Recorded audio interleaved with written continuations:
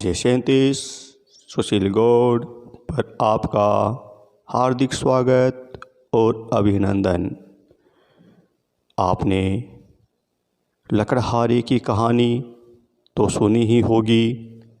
उसी लकड़हारे की कहानी को लेकर के मैंने बनाई है एक मास्टर की कहानी, और किस प्रकार मास्टर के साथ घटना घटित होती है उस विषय को लेकर के मेरे द्वारा लिखी गई एक घटना पर आधारित ये कविता सुनिए और आनंद लीजिए।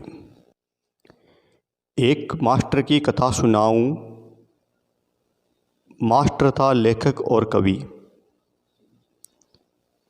शांत वातावरण, नदी के तीर, बैठा लिखने को हाथ में लेकर नया पेन। लिखते लिखते ढक्कन रह गया हाथ में, पेन गया छूट, डबक डबक करता नदी में पेन गया डूब।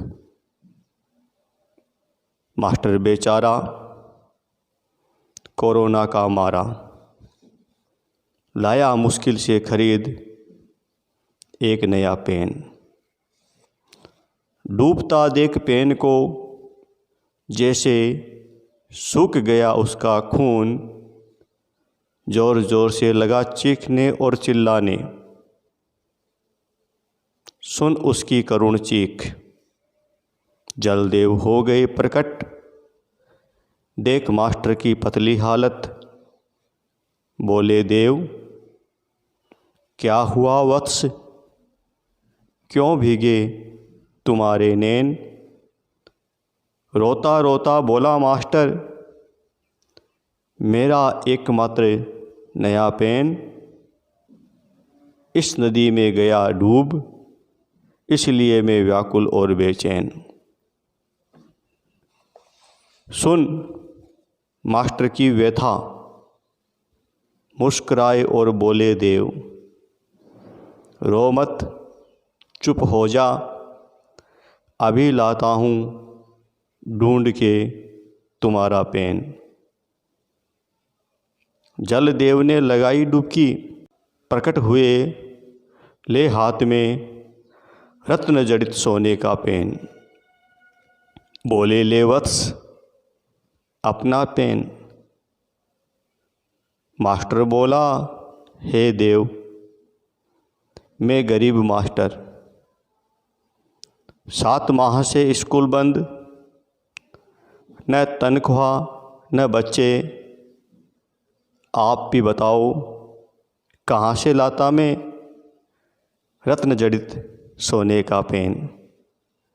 हे प्रभु रहम करो, ला दो मुझे तो बस मेरा ही पेन।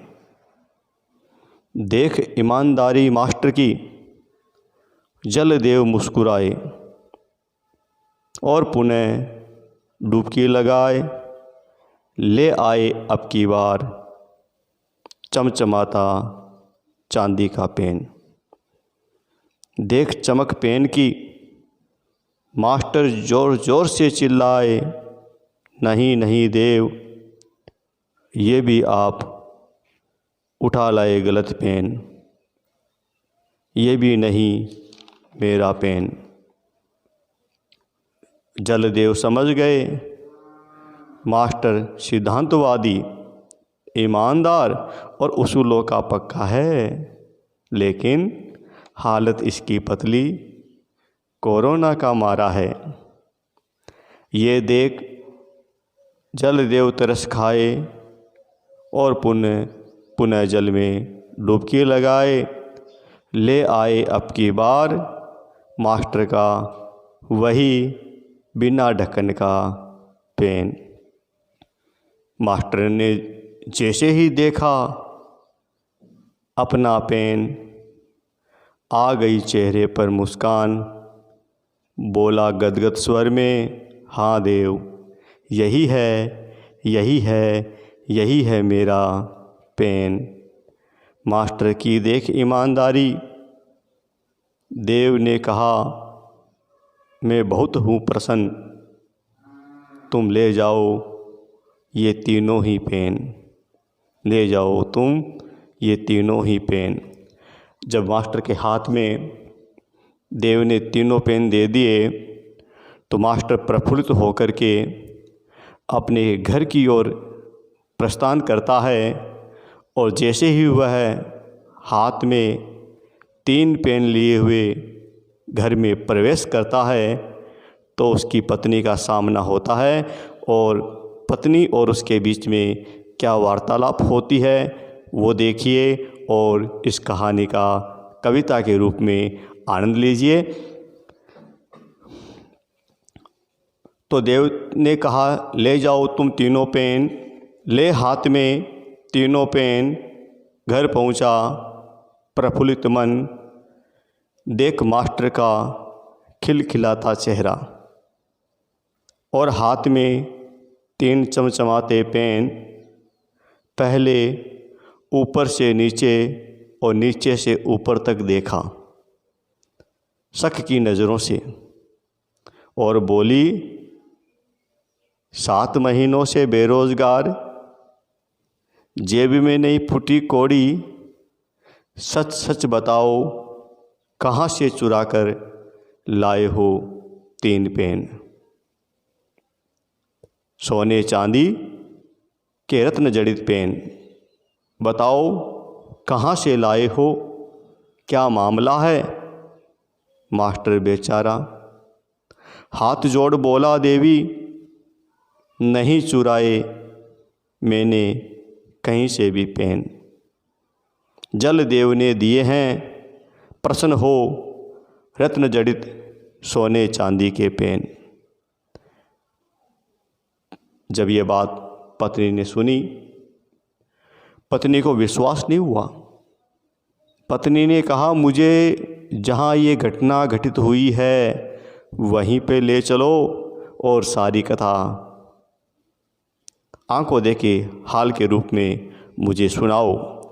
अब पतिदेव उस पत्नी को नदी के किनारे ले जाते हैं और वहाँ पर क्या होता है वो देखिए।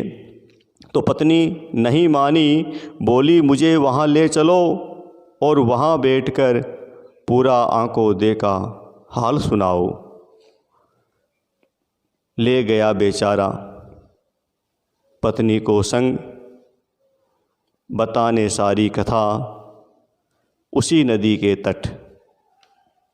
पत्नी बेटी शिला पर, वहाँ एक चट्टान रखी हुई थी, उस चट्टान के ऊपर पत्नी बैठ जाती है और किस प्रकार कथा आगे बढ़ती है देखिए। पत्नी बेटी शीला पर मास्टर बता रहा सारी घटना एक एक कर। अचानक पैर फिसला श्रीमती का, वह बहने लगी नदी की धारा के संग। मास्टर ये देख जोर जोर से चिल्लाए, बचाओ बचाओ मेरी पत्नी डूबी जाए। बार बार हाय तौबा मचाए, सुन उसकी चित्कार। जलदेव बाहर आए, बोले, रे मास्टर अब क्या हुआ, क्यों तुम इतना शोर मचाए। हाथ जोड़ करुण स्वर में बोला यूँ मास्टर, पत्नी को दिलवाने विश्वास, लाया था संग बताने कल की घटना का सच। यहाँ वह बैठी, वह स्थान की ओर इशारा करके पतिदेव बता रहा है कि यहाँ वह बैठी, मैं बता रहा था सच सच। अचानक उसका पैर फिसला, अचानक उसका पैर फिसला, वह बह गई धारा के संग। जलदेव बोले, धीरज रख, मत घबरा, अभी ढूंढ के लाता हूँ।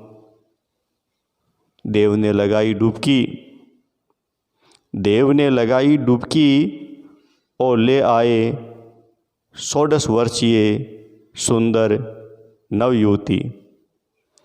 रंग गोरा, चिकने गाल, काले काले लंबे बाल।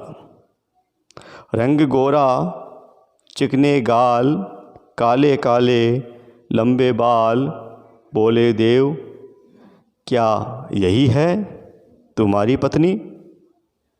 मास्टर तुरंत ही बोला, हाँ देव, यही है, यही है, यही है मेरी पत्नी। मास्टर की देख नीत खोटी। जब पहली बार में ही सुंदर युवती को देखा तो मास्टर ने कहा, हाँ यही मेरी पत्नी है। तो जलदेव समझ गए कि मास्टर की नीत खोटी हो गई है। मास्टर को फटकारते हुए देव ने क्या कहा, मास्टर की देख नीत खोटी। देव क्रोधित होकर बोले, रे मास्टर, कहाँ गई तेरी वह ईमानदारी? देख सुंदर नारी, मन गया क्या डोल? क्या यही है, यही है, यही है तेरी ईमानदारी? हाथ जोड़ मास्टर बोला।